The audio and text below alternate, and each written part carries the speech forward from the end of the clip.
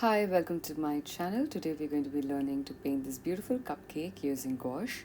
The first step is to draw out our cupcake. So it is in the shape of a trapezium, and I'm going to add these rigged edges in the top to show a cupcake liner. We'll add a small cherry on the top and then some icing, and we'll be good to go. The paints that I'm using is Winsor and Newton gouache, which is the professional series. You can use any gouache that you have, and then you can just follow the similar steps as me. You don't have to use the same colors as I am. Feel free to change the colors according to your likes and mood.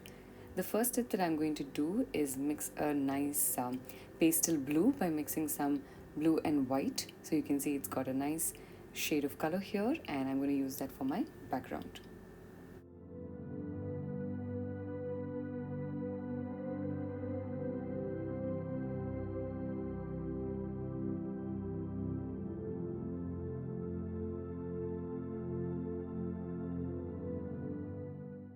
In gouache, when your consistency of paint is a little watery like the way that I'm using right now, just make sure that your brush strokes are a little fast and you're not very slow in your painting, otherwise it will leave like blotches of dark patches of colors here and there. So you want to avoid doing that. Another way to avoid that, in case you're not up to speed, you're a beginner or you're not able to go a little fast, or in the middle of your painting you had to get up and go and then come back to it. So what you can do is you can wait for the first layer to dry and then add a second layer over it. I'm now mixing a baby pink for doing the icing. So for this, you can take a little bit of your pink, a little bit of white, and you can decide how light or dark you want the color to be. So add your pink or white accordingly.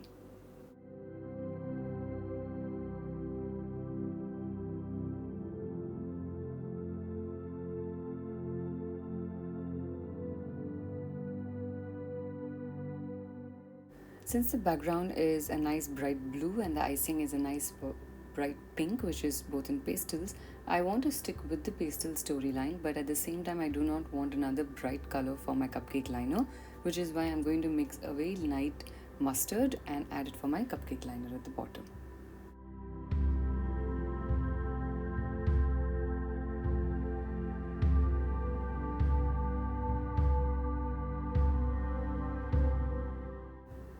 Understanding color theory is very important. It's okay if it takes time in the beginning and you're not able to get the colors out the way that you want, and if your end product looks a very different way than you had imagined, it's very normal for that to happen. All you need to do is paint a lot more, observe a lot of things, experiment, look at your painting from a distance, and then just think about what would look nice if you were to change one particular color, if you were to switch colors, or if you were to completely go with one single shade. So then what are the different things that you could do? So that's a good study for getting ahead in terms of understanding color theory. I want this to be a chocolate cupcake, which is why I'm now adding a little bit of brown for where the cake layer is going to be seen between the icing and the cupcake liner.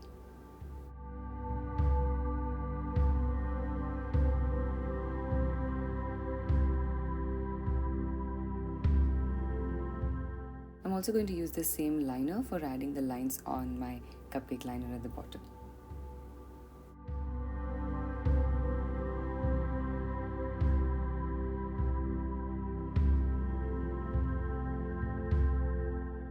It's now time to add some additional details onto the icing on the top. If you notice, my pencil marks are seen quite visibly, and I don't want my pencil marks to be seen, so what I'm doing right now is I'm picking a slightly darker pink and I'm going to add it on all of these lines on the top. I'm avoiding doing an outline with black pen or black ink, which is why I think using a contrast color or using a darker color of the similar family helps to do this. We'll now add some cherry on the top, so I'm going to use red directly over there, and after that we'll add some sprinkles in different colors. So for my sprinkles, I'm going to use some of the colors directly, some with white. Feel free to add any style that you want to.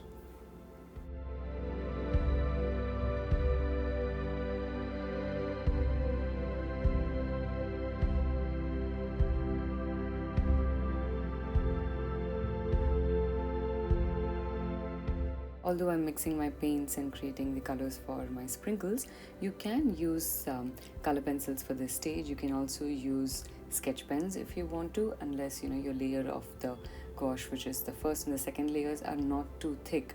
Otherwise the sketch pens will not be able to leave any ink on top. So just experiment, see different kinds of things, and see how your painting comes out.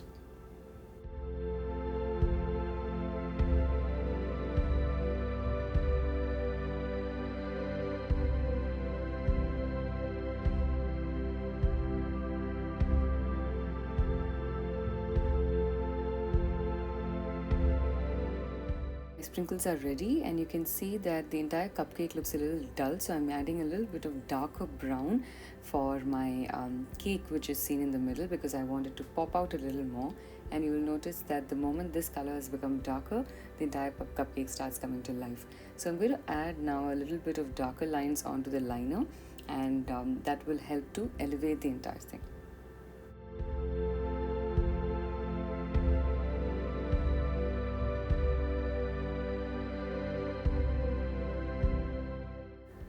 I'm going to add one more small layer of darker brown towards the bottom part of my cupcake liner, and my cupcake painting will be ready. I hope you enjoyed this process with me, and if you're recreating this, don't forget to tag me on Instagram so I can see how you created your painting. Thanks for joining me today, and if you're new here, do subscribe to my channel and click on the bell icon so you can get notifications every time I put up a new tutorial or a art supply review. Thank you.